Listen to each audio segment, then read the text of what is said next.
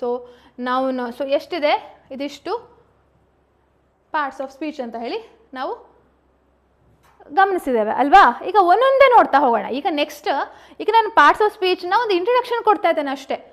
ಆಮೇಲೆ ನೆಕ್ಸ್ಟ್ ಕ್ಲಾಸಸ್ಗಳಲ್ಲಿ ಬರುವಂಥ ದಿನಗಳಲ್ಲಿ ಈ ನೌನ್ ಅಂದರೆ ಏನು, ನೌನಿನ ಬೇರೆ ಬೇರೆ ಭಾಗಗಳು ಯಾವುದು, ಅದರಲ್ಲಿ ಕ್ಯಾಪಿಟಲ್ ಲೆಟರ್, ಕೆಲವೊಂದಕ್ಕೆ ಕ್ಯಾಪಿಟಲ್ ಲೆಟರ್ ಹಾಕ್ತೇವೆ, ಕೆಲವೊಂದಕ್ಕೆ ಕ್ಯಾಪಿಟಲ್ ಲೆಟರ್ ಹಾಕೋದಿಲ್ಲ ಅಲ್ವಾ, ಯಾಕೆ, ಹೇಗೆ, ಕೆಲಸ ಪ್ಲೂರಲ್ಲ. ನಾವು ಈಗ ಹೇರ್ಸ್ ಅಂತ ಹೇಳ್ತಾರೆ ಎಷ್ಟೋ ಜನ, ಹೇರ್ಸ್, HAIRS, ಹೇರ್ಸ್ ಅಲ್ಲ, ಹೇರ್ ಅಂತ ಹೇಳಬೇಕು. ಬಟ್ ಕೆಲವೊಂದ್ಸಲ ಹೇರ್ಸ್ ಅಂತ ಕೂಡ ಹೇಳುವಂಥದ್ದಿದೆ ಅಲ್ವಾ. ಸೊ ಆ ಯೂಸೇಜ್ ಏನು ಅಂತ ಹೇಳಿ ಅದೆಲ್ಲ ತಿಳ್ಕೊಳ್ಬೇಕಾ, ಇದೆಲ್ಲ ಒಂದೊಂದಾಗಿ ಸ್ಟಡಿ ಮಾಡ್ತಾ ಹೋಗಬೇಕು ನಾವು, ಆಯಿತಾ. So let's see, let's see here.